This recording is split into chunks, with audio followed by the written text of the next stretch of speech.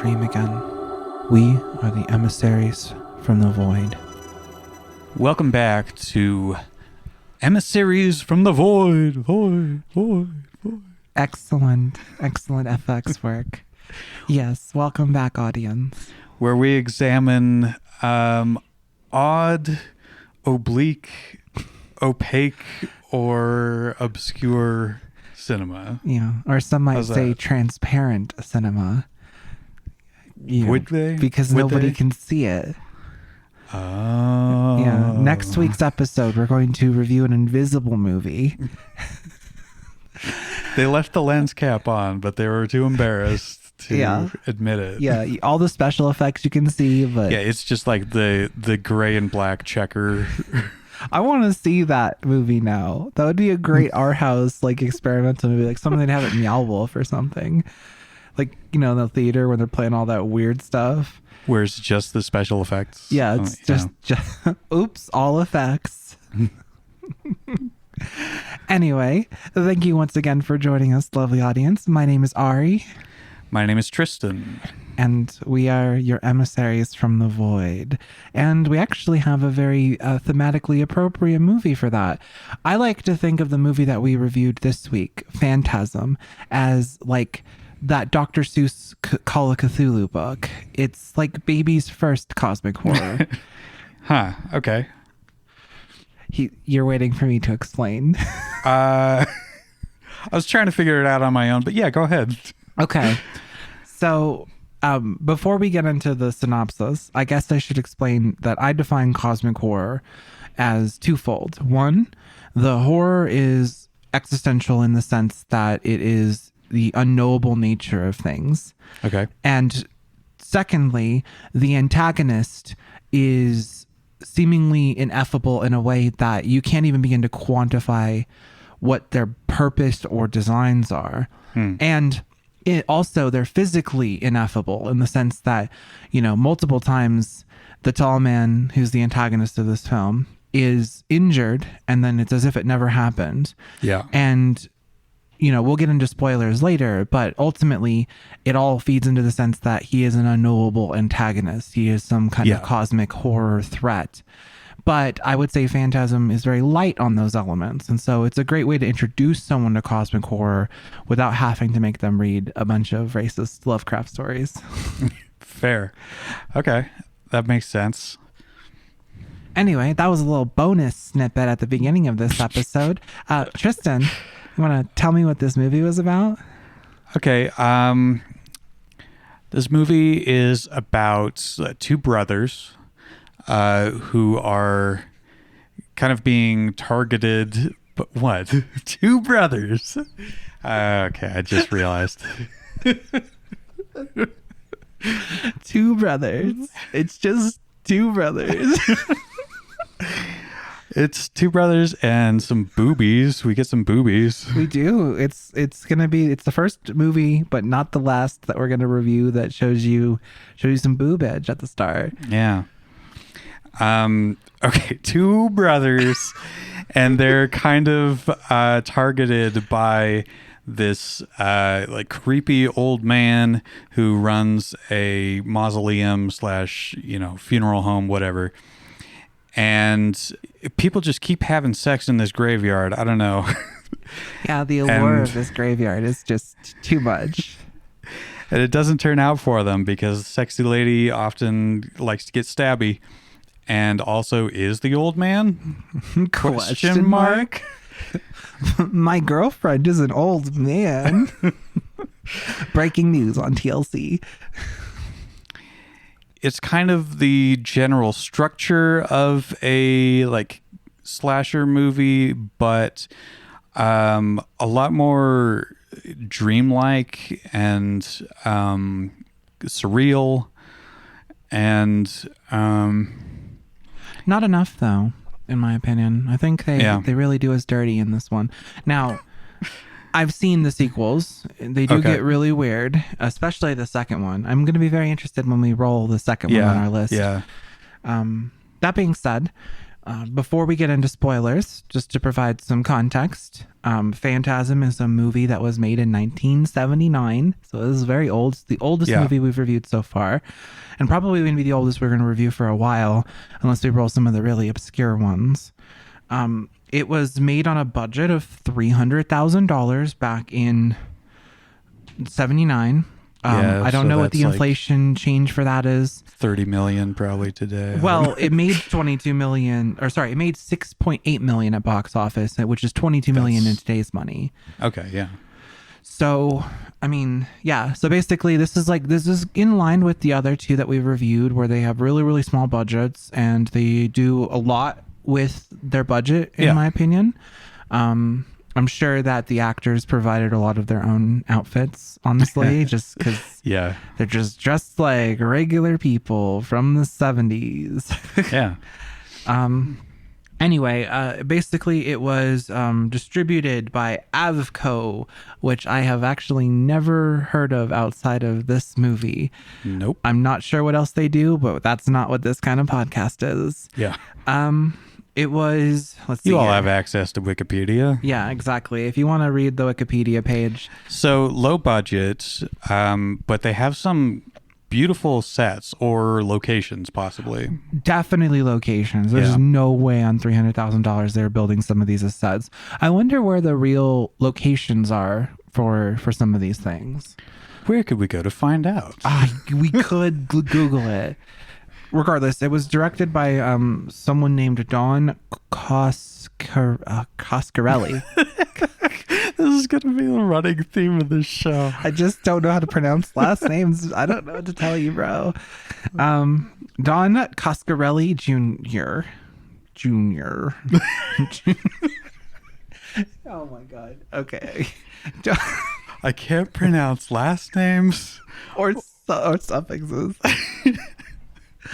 Don Coscarelli Jr., who basically is just known for directing the Phantasm franchise. Although, another side note and another very cool movie from my childhood, well, I wasn't in child of the 80s, but my mother was, and definitely imbibed me with this. He also directed The Beastmaster, which is a really weird movie as well, and really, really gay.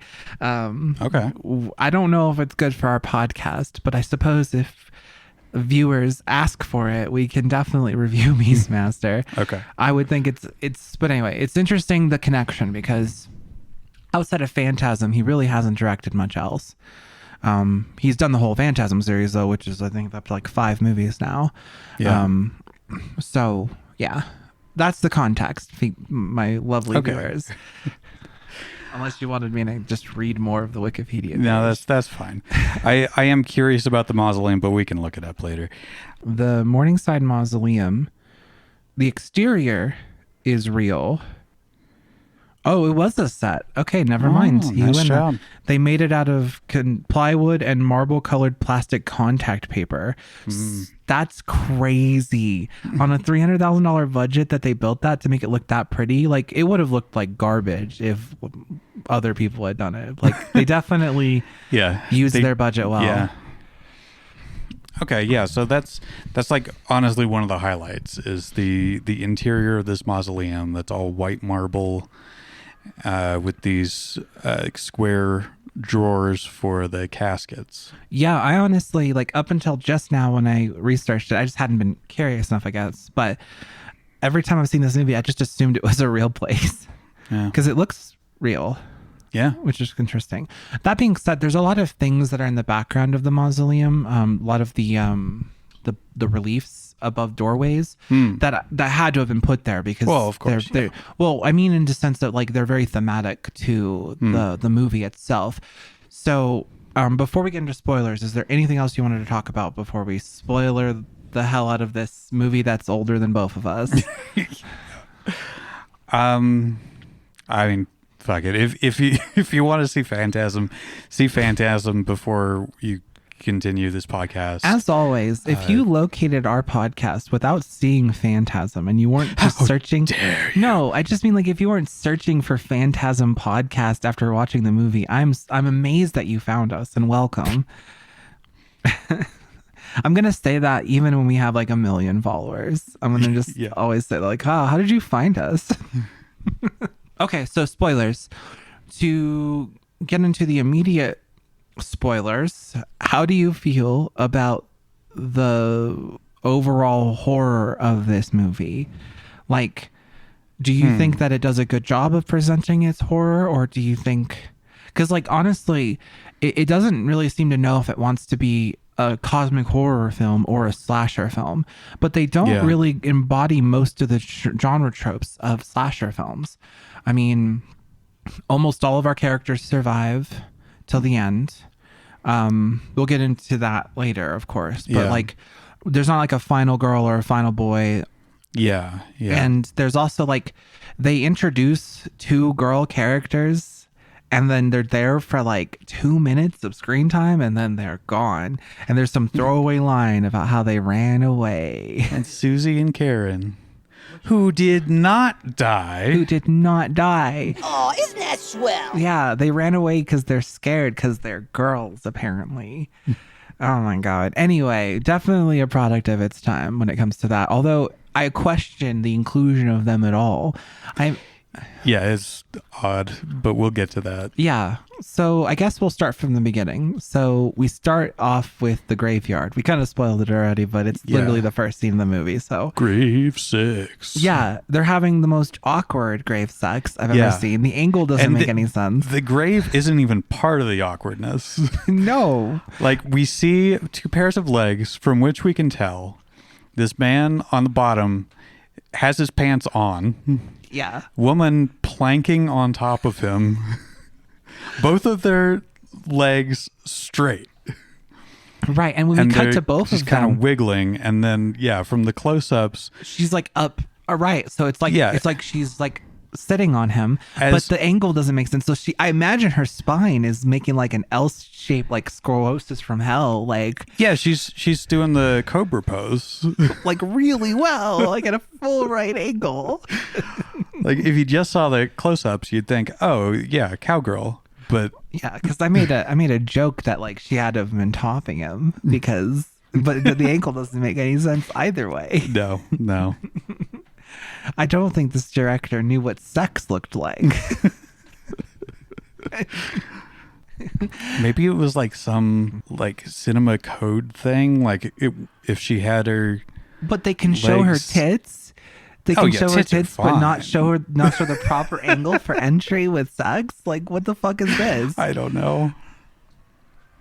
Anyway, I guess I'm a movie sex snob at this point. Apparently, no, it's really like egregious. Like any of you who've watched it know exactly what we're talking about. Anyway, we spent way longer on this than I thought we were going to.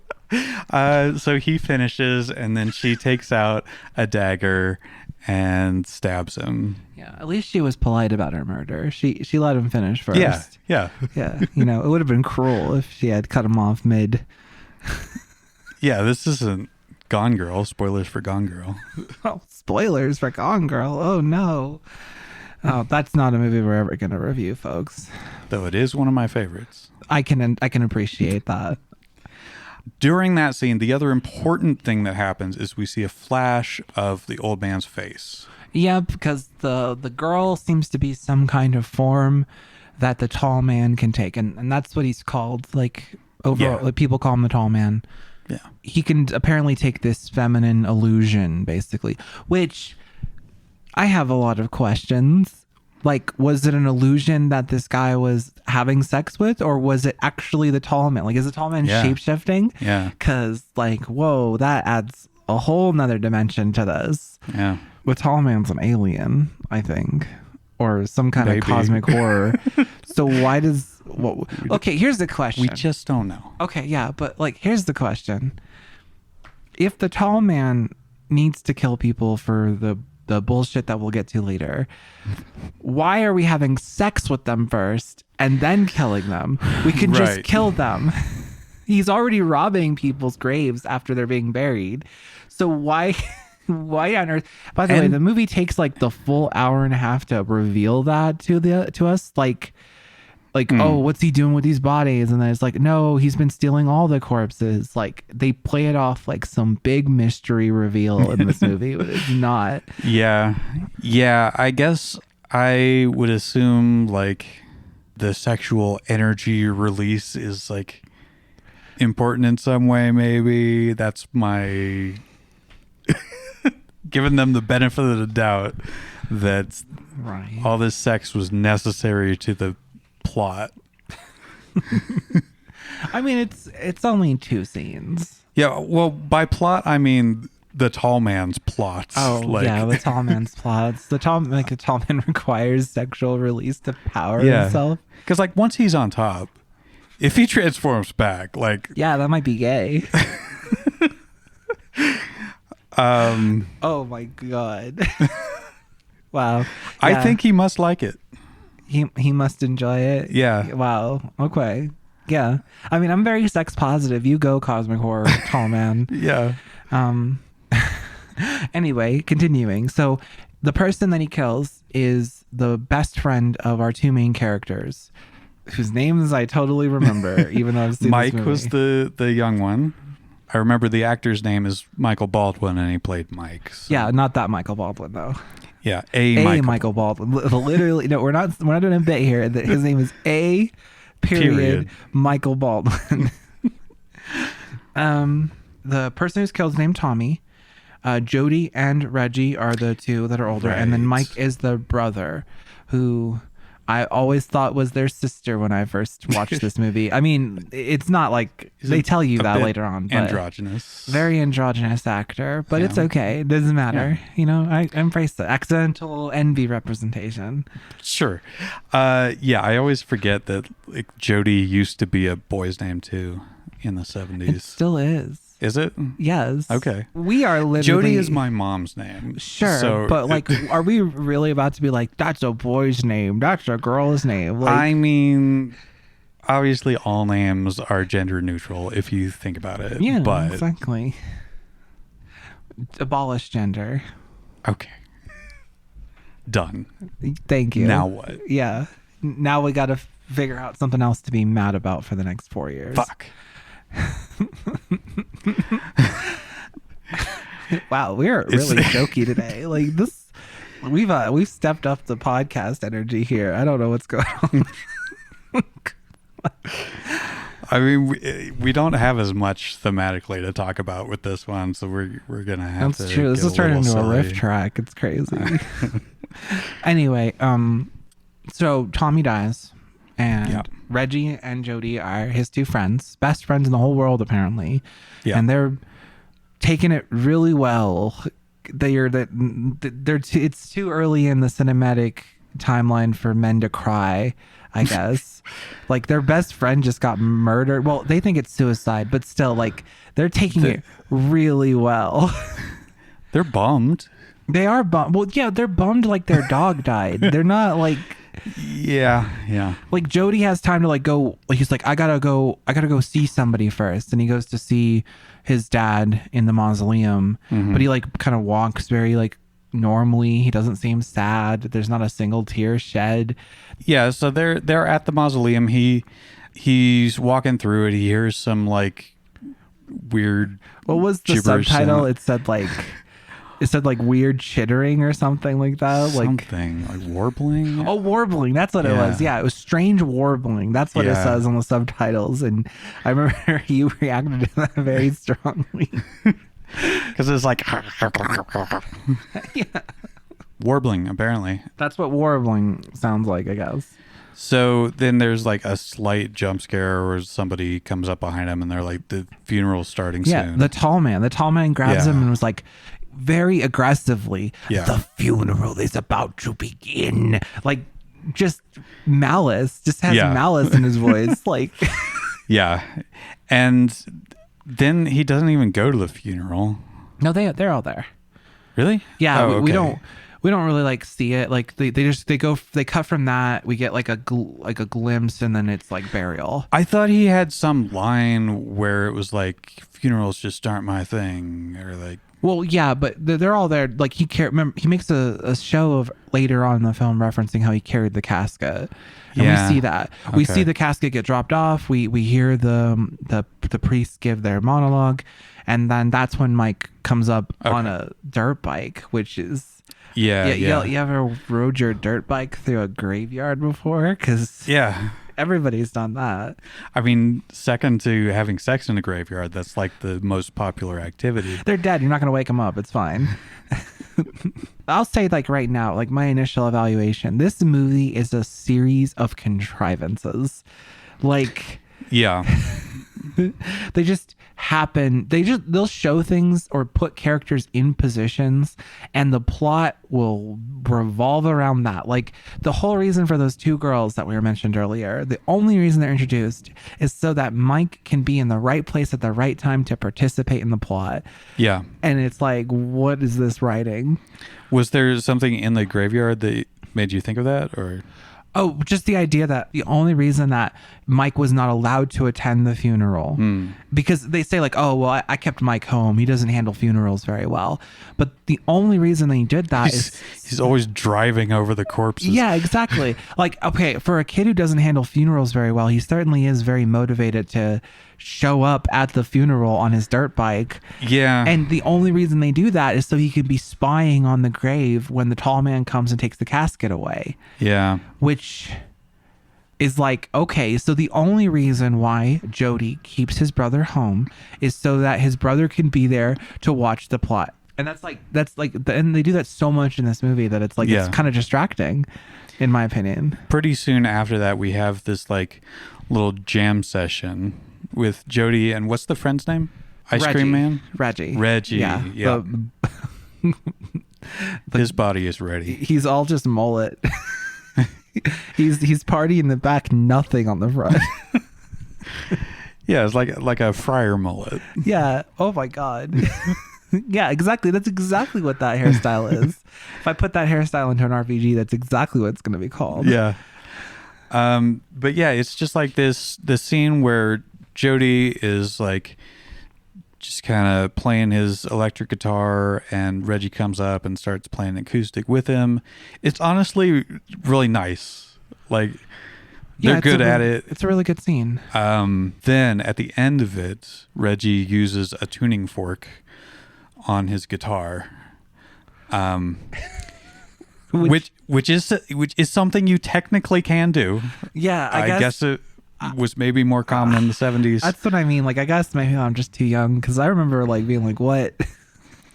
It looks like he was holding it to the wooden body of the guitar, which I don't understand, but I guess it made a more appealing shot. Yeah, and then he lets it ring, and then he stops it with two of his fingers. And the only reason they have this really good scene, because it doesn't really contribute anything to the plot, but the only reason they introduce this is so that we can inform the audience that Reggie is aware of the concept of vibration. Yeah. Okay, like look, okay. If this scene played a more important role, like I guess it kind of shows up in the end, because you see that he's playing poorly at the end, which kind of gives away the twist. But like, they legitimately just have this scene so that we can just make sure that the audience knows that Reggie knows how to stop vibrations. Because that's how he beats. That's how he does. Yeah, the portal is two metal pillars coming up out of the ground. Yeah, the portal that's like to ostensibly another planet, or maybe hell, who knows, or multiple places. And he decides to close it by placing his hands on the pillars, and it works. And then it like collapses and becomes even more of a portal. Yeah, I guess it reverses the portal so that it starts pulling the atmosphere. I interpret it like the portal has like a filter on the front of it, and when he does that, he basically, the portal's still open and it's pulling our atmosphere into this other place. Yeah, the resonance is what keeps keeps things balanced enough to just like allow just transmission. Yeah. Yeah. What do you think of the like alternate dimension that we see? Like, we get a glimpse of it. I mean, I don't really care, honestly. I'm trying to like I understand that it's like they describe it as another planet. Mike, he like falls through the portal. Jody catches him, but he gets to see like what's happening in there, and he intuits that they just like they passed a lore check or something because they just know all this shit now. He intuits that the dwarf zombies are slaves on this planet, and they need to be short because of the increased gravity. And the sky is red, and it's really hot. It's a vast desert. Yeah. Well, they pull him out and they're like patting him off like he's on fire, and I'm like, you could have at least done a fire practical effect or something. Yeah, he was dusty, I guess. But they're like patting him like he's on fire. They're like, they were. Yeah, I think that's what they wanted it to be. So, okay, well then we don't care about that. Okay. I mean, I understand there's like some debate over whether it's a planet, like he says, or hell, or maybe both. Maybe it's planet hell. Like, I don't. In isolation, without getting into any of the sequels. Okay. I will just say that the presentation of it in this movie is about how ignorant our characters are. They come up with this elaborate explanation about why it's happening or what's happening, as if they know, and they say it with conviction. And I think the point is that they don't know anything, and they're just trying to, like, their minds are just trying to wrap around it. Okay. Because one thing, there's above the room where the portal is, there's a bust of Greek gods. Like, yes. And it's like there's a lot of divine imagery around the tall man. So it's almost like the implication is that there is some kind of divinity about what is being done, and you can't really understand gods in a sense. So your mind tries to make sense of it. That's what, like, that's the cosmic horror I interpret from this is about that. Like, the tall man is ineffable, and they're using the imagery of gods to represent that. Do you... I wouldn't have, like, identified them as gods, per se, just by looking at them. Do you know, like...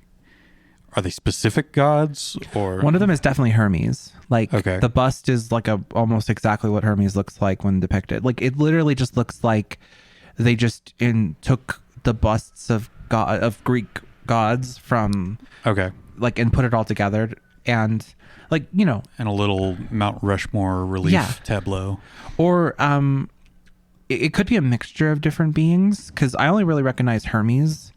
But like, another one kind of looks Akkadian, so it's like the Anunnaki, you know? Like, I don't know if you've ever heard about that, but... I have not. Okay, so in mythology, there is a group of beings in Mesopotamian mythology called the Anunnaki, who are just basically like, they show up and they enslave humans.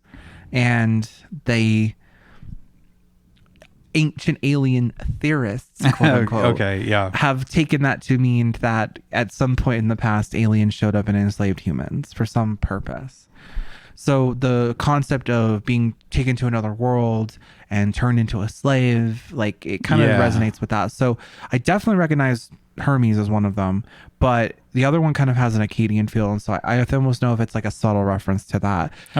I don't know how much thought was put into it, but I would imagine it was purposeful. I mean, they built that whole set, so everything on that set was chosen to be on that set. So, as we just learned. As we just learned together. Like, if it had been like an actual location, like, we could be like, oh, well, maybe that was already there and like it wasn't intentional, but that would have to be like a really weird, pretentious mausoleum, though.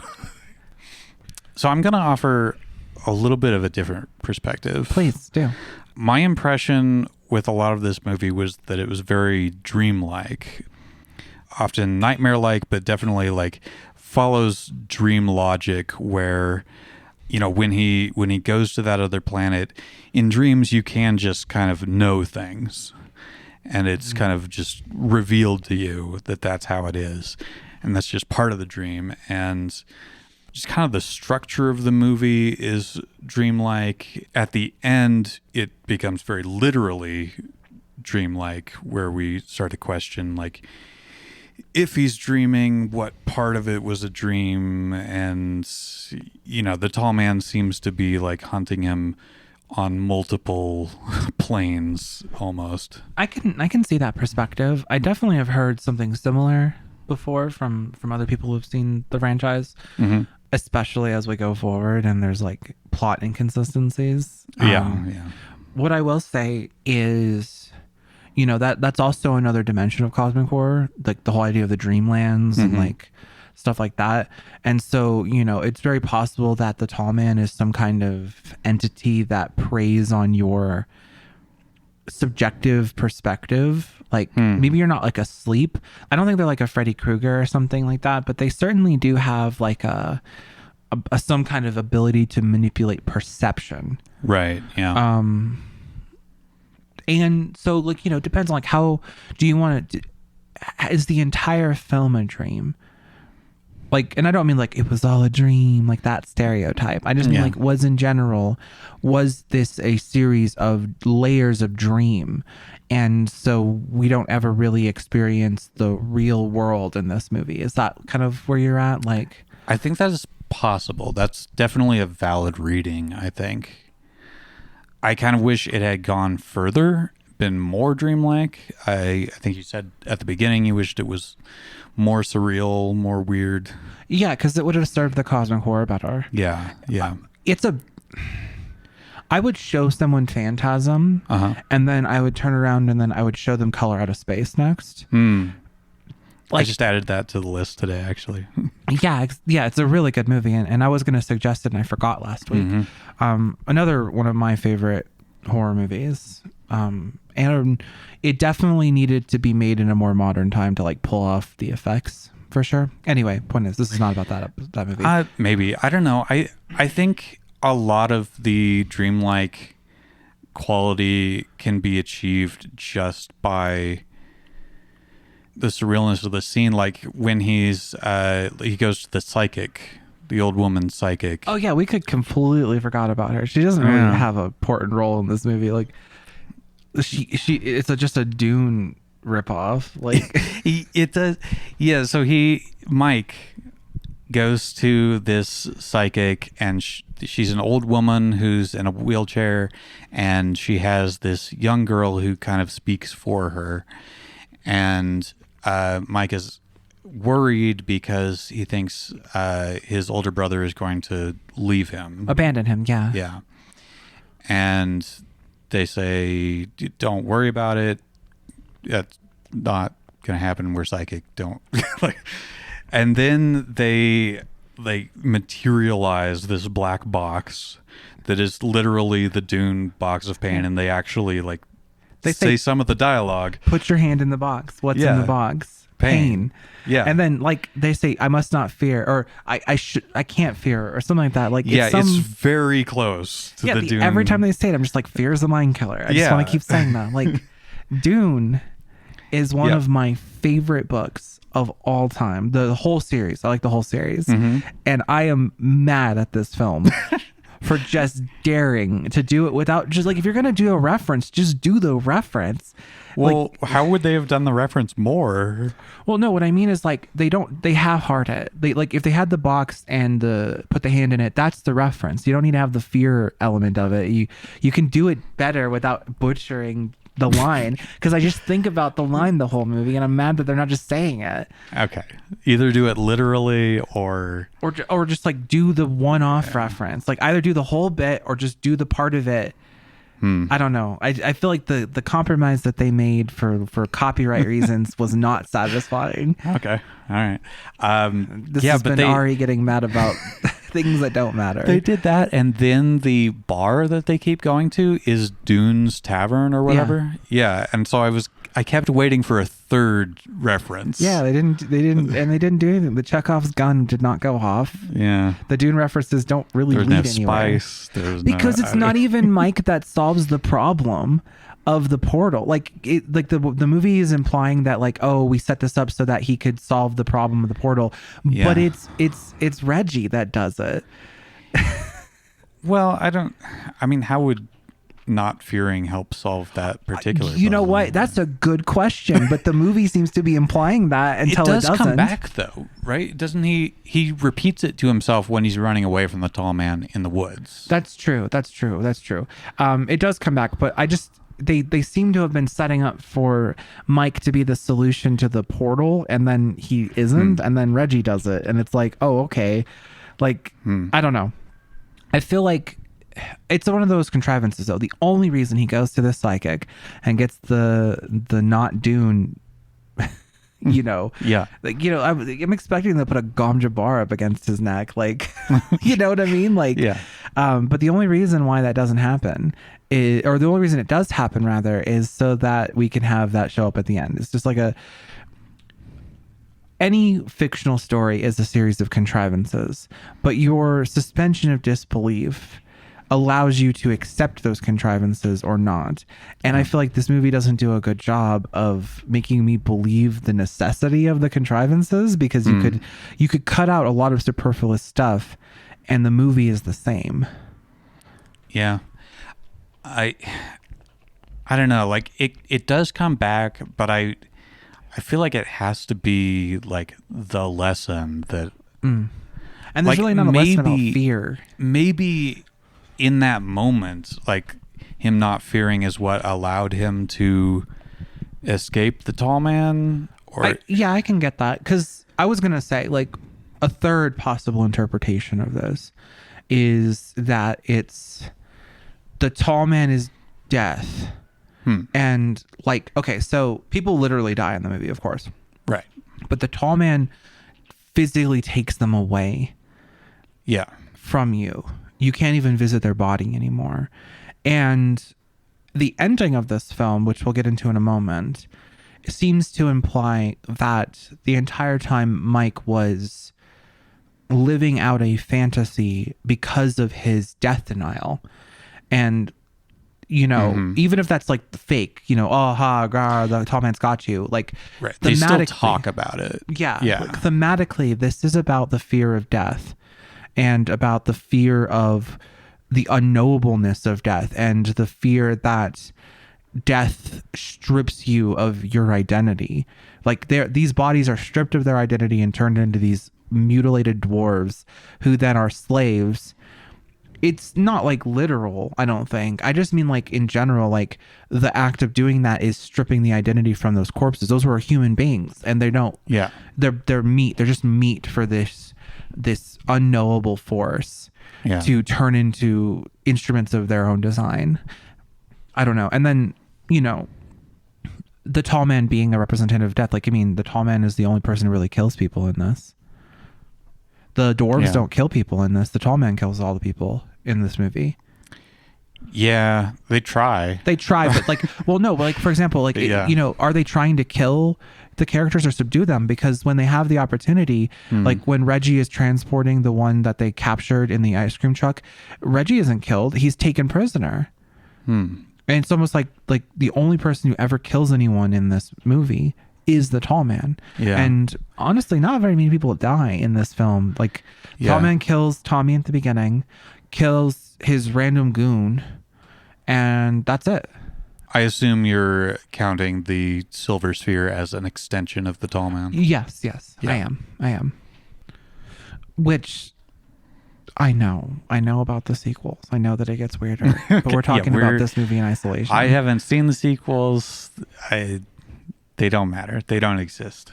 But we're in this movie, we're reviewing it in isolation. It's about death. Yeah. Death denial specifically.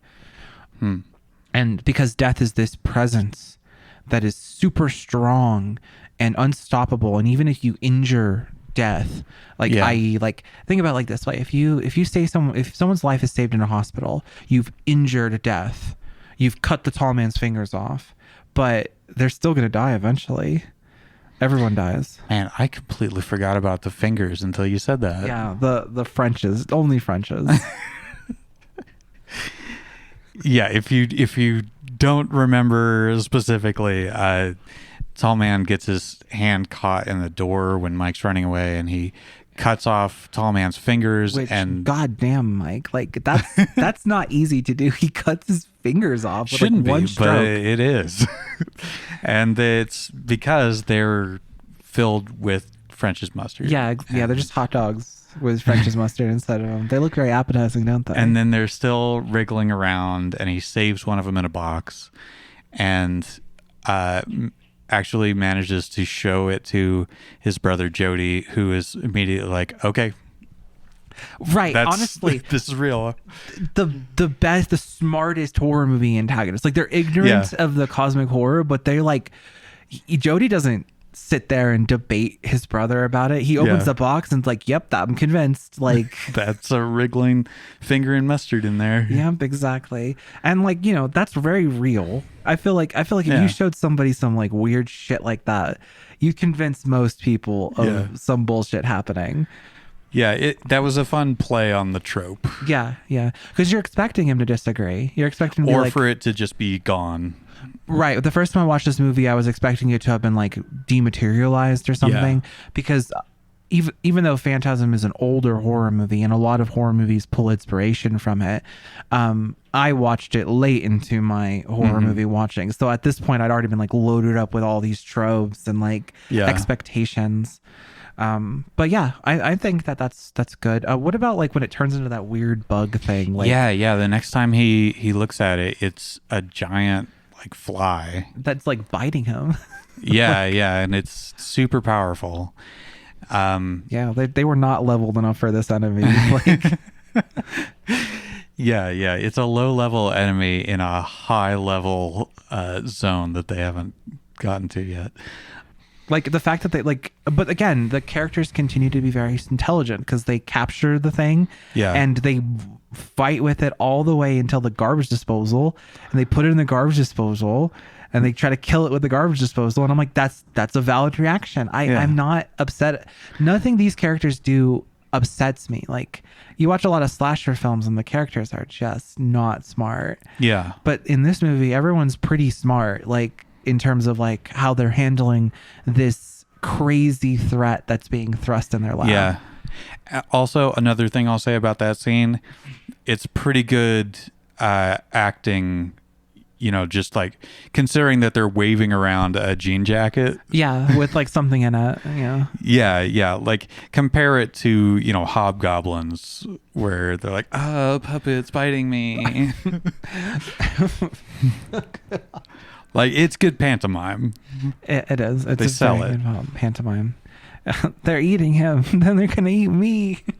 Oh my God. Oh my goodness. But yeah, honestly, the acting in this film is pretty decent. Given horror's track record.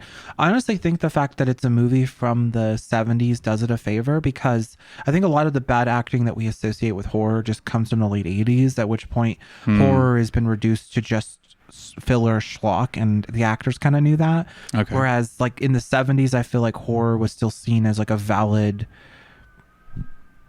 genre and people took it more seriously. Interesting. That's at least how I feel about it, because I feel like we're back there now. I feel like now we're getting really good horror movies with good acting, but for a couple of decades we didn't, and I think it's just because actors knew that people weren't taking it seriously as they should. Horror is a really good vessel for exploring concepts. If Phantasm had been given a bigger budget, they probably would have been able to tell a much more compelling story about death denial. Yeah, I'm trying to think. When Dario Argento was working, I think it was like late 70s and 80s. I mean, not to say that there wasn't... I know. I'm just like, this is like that period. Yeah, he's got movies early 70s up through today, so... Yeah, I'm not... I didn't really get into horror for a long time, so I don't have a lot to draw on for that historical context. But... there is a lot of good horror movies from the 80s. Like Hellraiser, for example, is an excellent... Doug Bradley plays the Hell Priest with such gravitas, but the rest of the actors in the movie, for the most part, are not like on the level. Whereas I feel like in this, the actors are decent. They're like for a child actor, the person playing Mike is really decent. Yeah. Reggie and Jody. Jody's Yeah. actors are really good. Like overall, this movie was taken very seriously despite its execution flaws. But I think those flaws Yeah. are in execution, not in the performances. I think the weak acting link is the tall man's lady form. Yeah. Who was, I'll say it, probably chosen for her breasts, Of course. not her presence. Nah. Or maybe we could say that tall man he doesn't feel totally comfortable yet in his lady form. I mean, we can And so justify like his acting is a little stiff. she's designed to lure men. So she's a sex doll paper cutout, basically. Right, a blank slate. Which I kind mean, of. like you could see, it's like maybe it's on purpose. You know, Yeah. maybe it's presented that way on purpose, just because like the whole point is to lure people to their deaths. Which again, Yeah. I don't understand why the necessity. The motherfucker works in a graveyard. Like Yeah, the bodies come to him. he doesn't have to kill people. I guess they're just not coming in fast enough. I suppose so, but like he kills one person and then he tries to kill Jody. He does have like a stockpile of barrels, which are, I guess, where the bodies become dwarves. Yeah, when they look into the barrels, they say, "Oh, there's dwarves in there." Like, which I'm like, how did you see that? There's Yeah, like a there's tiny little slit. Like, how the absolutely fuck nowhere. did you see that? Oh, it's dwarves. Yeah, It says right here. it's just yeah, canned dwarves, packaged in 1979 In natural juices. Oh God. in yeah, only French's. It's just like open it okay, up. There's just yeah. a vat of mustard. Like, Yeah. So yeah, I guess I wanted her to be more alluring to me. Maybe that's selfish. Wow.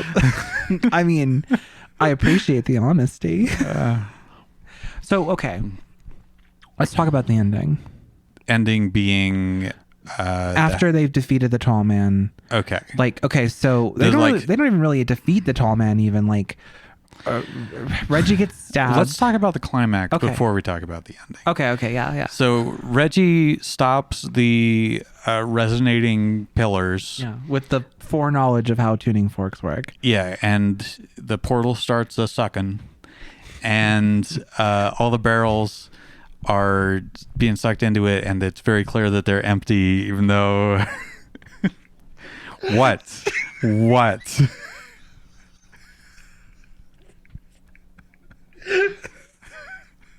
She's gone from suck to blow.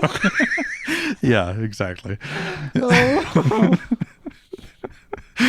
Yeah, barrels going. It's a more good pantomime, honestly, from Reggie as he, tries to crawl out of the door, and you really get the sense that there's pressure on the door as he's trying to Yeah. get out of it. Definitely a very good physical actor, for sure. Yeah. If it had a higher budget, I would expect like the whole mansion to like implode. Right. It kind of just But- phases away. Yeah. But that's fine. Like, honestly, like, I like the resolution because they don't really defeat the tall man in that exchange. Like, No. they just kind of take away the portal. Yeah. And then he manages to get outside and he sees tall man's lady form lying on the ground and goes over to rescue this woman he's never seen before, and then she stabs him. And then she stabs him like in the stomach area, and then Jody is immediately like, he's dead, leave him. Right. Yeah. He's dead. Like, and like, no, where he was stabbed, that takes weeks. I was saying that we were Medical watching, science could do nothing for this like, man. he was stabbed with a super knife. Yeah. So Jody and Mike escape, and then they have to like hatch a plan to destroy the tall man once and for all. And Jody's plan is, okay, I know this deep hole. Maybe we could just like chuck him in there. It's ostensibly a mine shaft.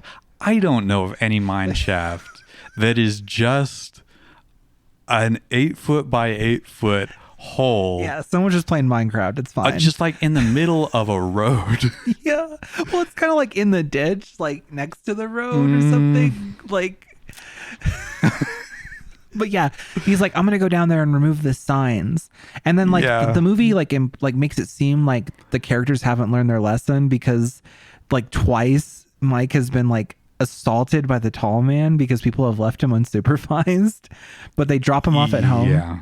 They drop him off at home and they're like, Jody's like, I'll be right back. Gather up as much ammo as possible. But then like, the tall man like hears Johnny's the fucking back door and like immediately there. Like there's because like, of course they don't even build any suspense. Like they're like, it's like 30 seconds of suspense and then it's the tall man just blowing the door off the hinges. Yep.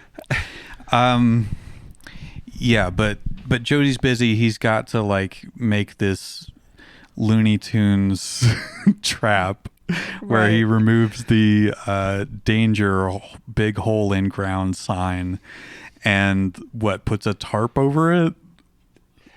No, I don't even think there's a wait. I don't remember. I think the There's hole gotta be is something on it. I don't think so. I think the hole's just there. Tall man just doesn't notice it. Yeah, I guess so. I mean, God forbid, I don't remember a tarp. Regardless, they roll a bunch of boulders downhill to trap him. Yeah. Mike, like, because he like jumps over the hole, right? Oh yeah, you might be right. Tall man's chasing him. Mike jumps over the hole. Tall man doesn't think anything about that. He's like, oh, he's just doing a little leap here. Yep. As those humans are bound Maybe to he do. thinks it'll make him go faster. It won't. I'm just going to keep walking. Yeah. Whoops. And like the tall man is like 7 feet tall. He could just climb out of this hole. Like it's not that deep. Just go horizontal, stop himself, and then crab walk up. Yeah. He's really strong. He just needs to grab the edge and just pull himself up. Like yeah. But no, he goes down 100 miles or whatever the fuck. I guess. I think the hole is supposed to be deeper than it's like shown. Than it's shown. Like yeah, I mean, of course. Jody literally says it goes down, X number of miles. I don't remember what he says, but you could have fooled me. Okay. But yeah, he gets in there and then like all these rocks just fly towards the hole and kind of plug it up. Yeah. And I was like, oh, this is another like mystical like thing sucking into a portal like before. But then Jody comes up over a ridge and we're like, oh, he's supposed to have done that intentionally somehow. You know what though? I like your interpretation. I like the idea that maybe like the tall man has some kind of teleporter on him and like activated it. And then like that's why all the boulders go into the hole. Let's go with that. We'll go with that. That's a generous interpretation, but I'm willing to headcanon that because it makes a lot more sense. Yeah, because I've played Breath of the Wild. I know how difficult it is to push a rock down a hill and have it land in a specific hole. It's very difficult to land in any specific hole. Yeah. Now I want an edit where that happens and then a Korok appears. Yeah. Yeah, we can make a YouTube poop. Yeah. That's for like 3 people. That was a popular game. No, but like the crossover between Phantasm. Yeah, well. No, we're not talking. I understand. I'm talking about the Phantasm Breath of the Wild crossover. My dad will group. love that joke. Exactly. It's for you. It's just for you. No. Yeah. So after all of that, they're like, the evil is defeated, and then Then he ostensibly wakes up? Yeah, he wakes up and then it turns out that Reggie is there and it's not Jody that was alive. It's Reggie that was alive. And apparently Jody died in a car wreck or whatever they say. Yeah.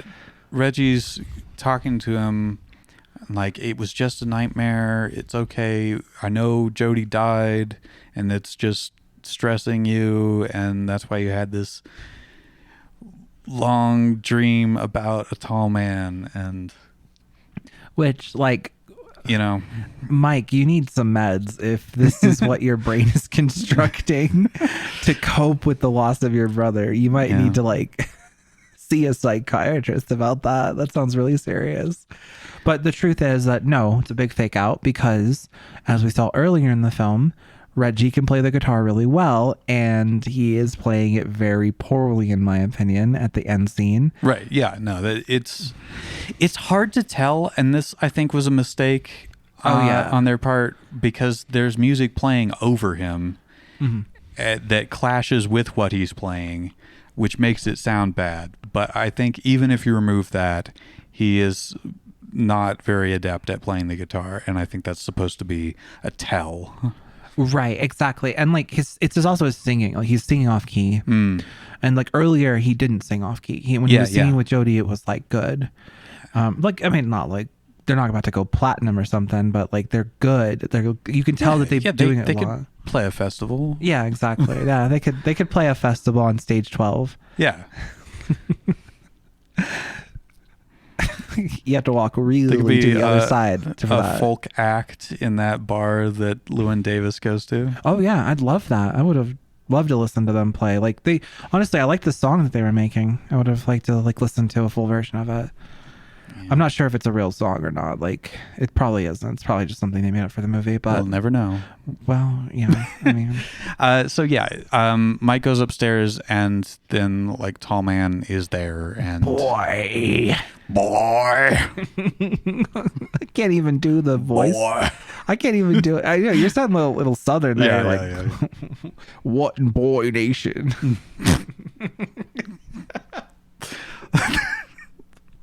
Oh man, just wearing a really big 10-gallon hat.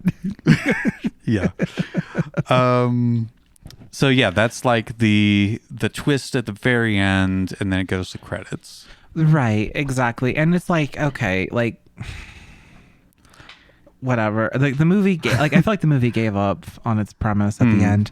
They're like they have to have the slasher villain reveal at the end because they like honestly, if they just had left it ambiguous and like just had like a lot of things out of place, because like there's a lot of specific prop placement in Mike's room throughout the movie, like that one book and then like all that stuff. And if they had like just made a bunch of stuff go out of place in his room and then just like had him like looking around and like see him realize and then cut to credits, it would have done more for the service of like the dream cosmic horror element. Having the jump scare from the tall man at the end, I feel is a cop out. See, here's what I wanted. And I just thought of this today, actually. I thought there should have been more, like he should have woken up from that, and then the tall man comes back, and then it like keeps you just happening. Want more layers. That would have been cool too. And it would be like a sleep paralysis thing. Oh yeah, it's like he grabs him and then he wakes up again. Yeah. And then the tall man's like looking at him through the window again or something. Like like maybe even like have the original ending, it goes to credits and then it goes back. That would be a little ahead of its time. And then like that keeps happening and like accelerating, and I don't know. You're just here for 10 hours. We just do that for 10 hours. Yeah. No, I kind of like it. Like, oh, you know what would be really cool? Like, tall man shows up for that scene, grabs him. He wakes up again, and this time it's Jody next to him. Talking about like, oh, it's such a shame that, you know, that Reggie died. He died saving us. Yeah. And then the tall man like breaks down the door and yells boy again. And then we cut to credits. Yeah. And then we cut to credits. Like that way we can leave it even more ambiguous. First time he says boy, next time he says howdy. But then we cut to credits. That would have been great. Like again, this movie really kind of just hovers on the line between cerebral existential horror movie and slasher movie, and it doesn't really pick a lane. And I feel like that's to its detriment. If it had been just a traditional slasher, it would be as beloved as it is today. Like if it had just been like a gore fest, it would still have a cult following as it has today. But if they had committed to it being a really existential movie, it would also have a cult following. It still has a cult following. People love this movie, but it's I feel like it would have been improved by just Yeah. committing more to one side of it than it does. Yeah. And I would prefer it be the existential weird side. I kind of like your interpretation. Like the more we've been talking and I've been sitting here, I've been kind of processing what you said, and I kind of like your interpretation more than mine. I like the idea that it's like about dream logic. Yeah. It's very weird core, and it is. It's kind of like a proto weird core movie, in my opinion. Like I can see where like people who grew up watching Phantasm, when they got old enough to make their own movies, they're making like Lynchian nightmare fuel. Like, yeah. You know, it'd been really interesting. Like, I would have loved to see David Lynch's version of this movie. Yeah.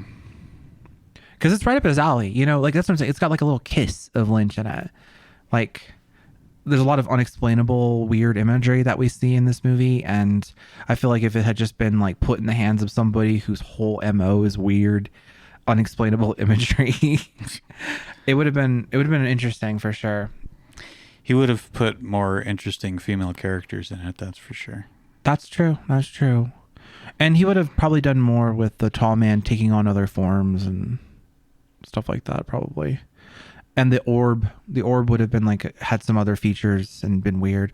I like the orb. I think the orb is weird. I like. Okay, I didn't mean it like that. Yeah, the orb is fun. Yeah, it's like really scary because it's just like this.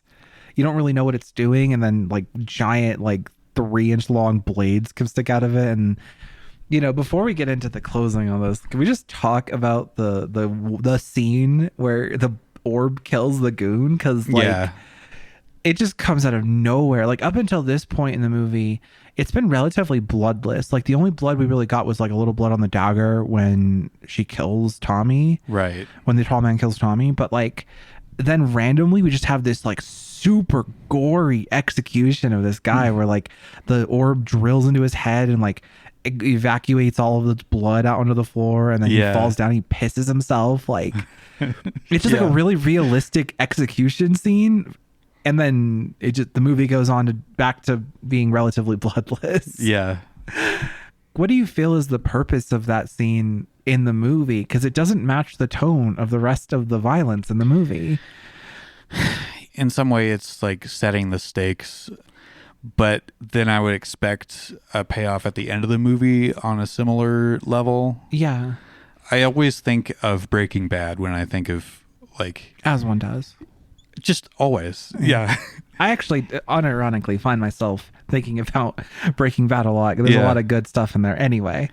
But one of the things that it did in season 1 that was really excellent, like compared to other similar shows, is it had, I believe it was episode 2, this like really gory, that was when like the bathtub leaks through, right?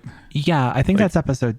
It's the end of episode 2 and the start of episode 3 is the cleanup, I believe. Yeah. So it establishes the stakes, and then for the rest of the season, there doesn't even need to be violence for like several episodes. Right. Because you know what the threat level is. Yeah, and it also kind of like echoes with the scene. This is a Breaking Bad podcast now. Yeah. It echoes later with the scene where he's talking to Gretchen in the past about like the 0.06% that's missing, and like there must be a soul, and like while they're cleaning up the body, it really like sells the stakes because it's like, oh, that's a human that I killed. Like that's a person that's not breathing anymore because of me. Yeah. Yeah, and I agree with you. That sets the tone. And so you think that that's kind of a similar thing in Phantasm? It could have been because it's an extreme violent scene followed by a lack of extreme violence, but I would expect it to come back. Yeah, but maybe it doesn't need to.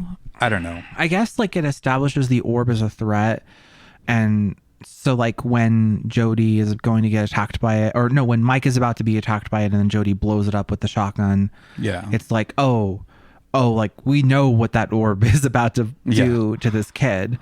I don't know. I feel like maybe the orb should have killed Reggie. Yeah. Like I think maybe that would have been the payoff, is that the orb kills Reggie, and that's how Jodie can be like, oh, he's dead. Like, well, yeah.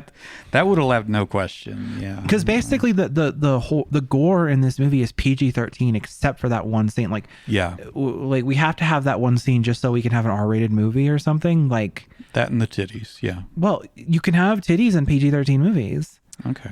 Yeah, like they only show one boob. By the way, it's a singular tit. We don't even see both of them. Later, I'm pretty sure we see two.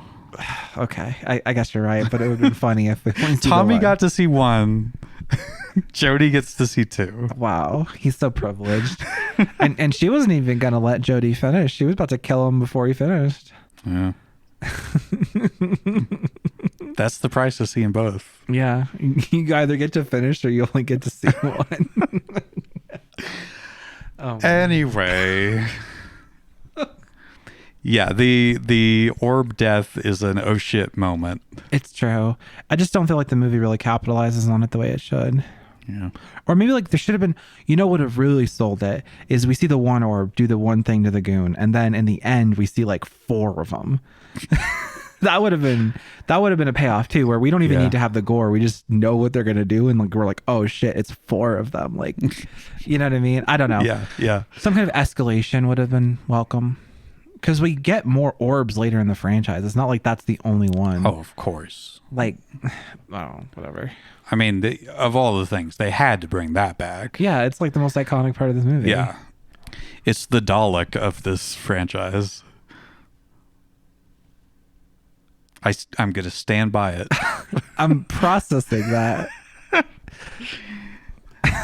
I'm gonna plead the fifth on that one. Okay. I don't know if I can agree or disagree with that, but all right, let's wrap this up. So yeah,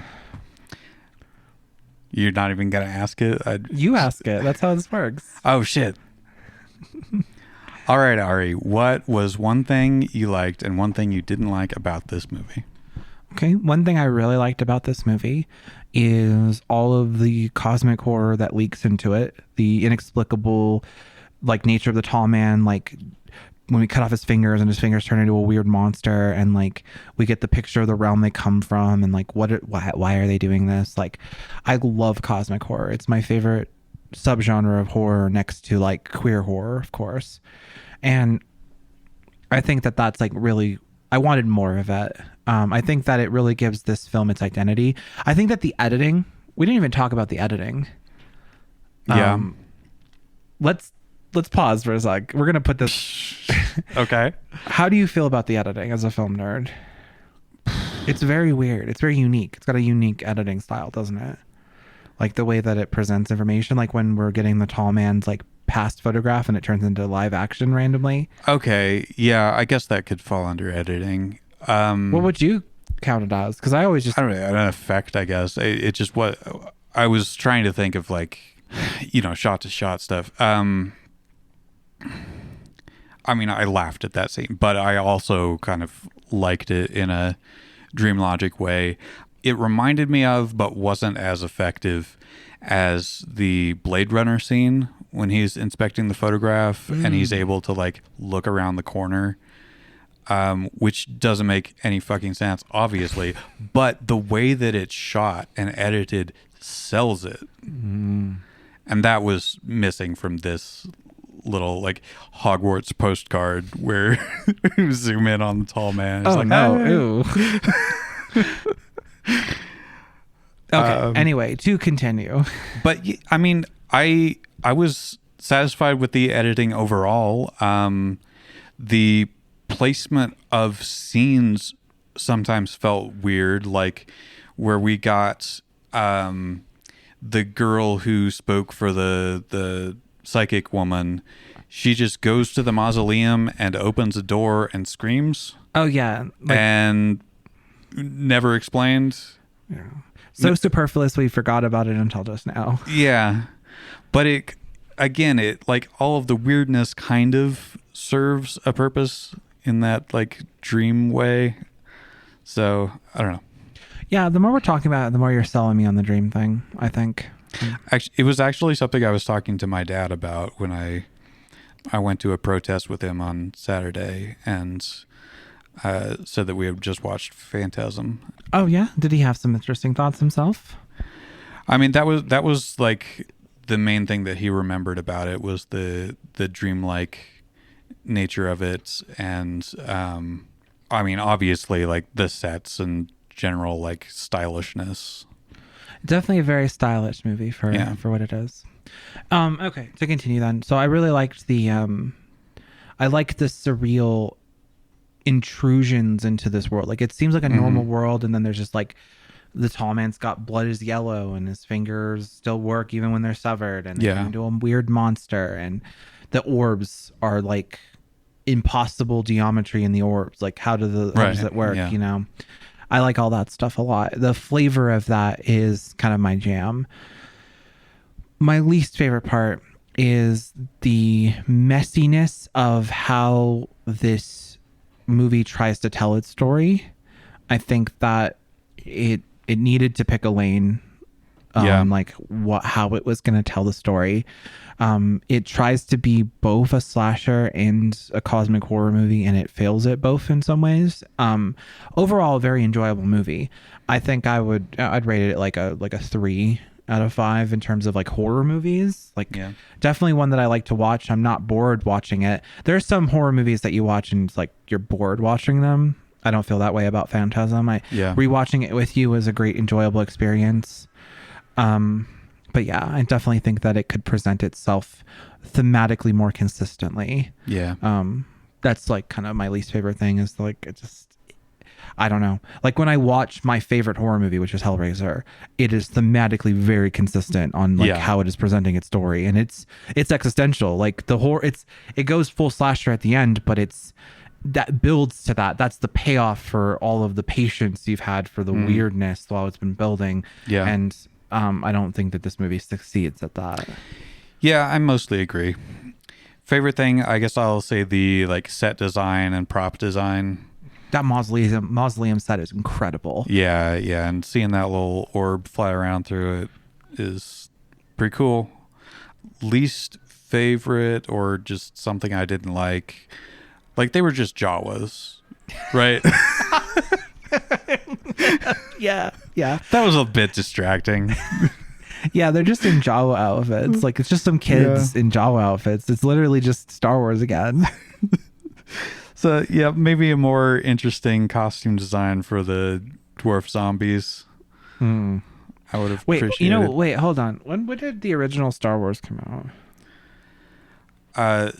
I'm gonna guess 77. Yeah. Okay. Yeah, it's 1977. Okay. I was gonna. For some reason, I thought like 79 in my head, and I was gonna be like, wait a second, like, did they come out the same year? Because that's weird. No. So clearly they just went and bought some Jawa costumes. Or like they were digging in the dumpsters behind the. I guess they had to think of some way to save money on the props, because the makeup on those must be kind of difficult to do. Like when we get a couple of close-ups. And plus, it is a reveal. When they take off the hood, that's when they find out that it's someone they know. Yeah, it's Tommy. So there has to be something obscuring them, but, it doesn't have to be a Jawa hood. They could have just been wearing masks. Yeah. Like you could have just had like a ski mask over their head or something. I don't know. Yeah, something. But yeah, I think I can agree. I think we're both, again, in sync about it. So any closing thoughts about Phantasm? What would you rate it? 3 is about right. Like I'm considering maybe a little bit higher, but that is probably about a 3 ultimately. Yeah, like my expectations aren't very high for horror movies in general. Like they're my favorite genre, and some of my favorite films, some of the highest rated films I have are from the horror genre, but for the most part I go into horror movies with my expectations very low. So 3 is perfect because there's a lot that it could have done better, but when it comes to it, I'm not bored, and boredom is like that's how something loses points for me. Like that's why We're All Going to the World's Fair got a 2.5, is because the second time I watched it was with you and it was boring. I was very bored by it, and I think that really hurt its rating for me. And I'm not bored by I Saw a TV Glow, which is why it's like a 4.5 for me, because it's like That is Oh, yeah. perfect. And so if we're like kind of, now we've done 3, so now, people listening can get a view of our scale a little bit, Triangulate our preferences. 3 is how you triangulate the epicenter of an earthquake. Yeah. Yeah. Or anything, literally. Yep. Triangles come in 3s. But yeah, I agree with you. I think 3 is perfect. What would have made this a 4 for you? Again, just like leaning into the dreamlike nature, a little bit more weirdness, maybe a little bit less slasher elements. Okay, we're in alignment then. Better climax than Hole in Ground. Yeah. All right. Well, thank you very much for joining us, lovely audience. As always, we are available to be found on Blue Sky. You can look at Tristan's letterbox. We definitely have more episodes coming soon, episodes every week. If you have any suggestions for us to add to our list, we're always taking those. And I just want to thank you for spending time in my living room with us. Yep. Bye. Bye.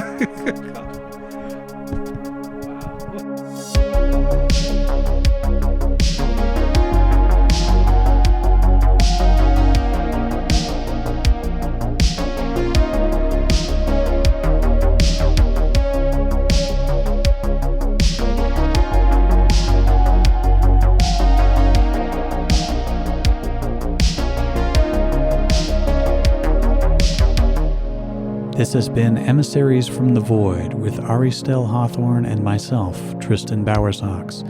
New episodes will be released every other week with short bonus content we're calling liminals in the off weeks. The intro music is Now I Hear Little Dreams by Captive Portal, and the outro music is Arcadia by White Bat Audio. You can find us on Blue Sky at Void Emissaries, and remember that's single M double S. You can find Ari as Obscurity on most platforms and me on Blue Sky and Letterboxd as TB McQueen. The latter is where you will find our watch list and suggest movies you'd like to hear us dissect. You can also email us at emissariesfromthevoid@outlook.com to give feedback, alternate takes on the movies we've discussed, questions, suggestions, etc. Emissaries from the Void is a Void Opal podcast produced by TB McQueen Creative. For something completely different, listen to my other podcast, Fan Fiction Theater.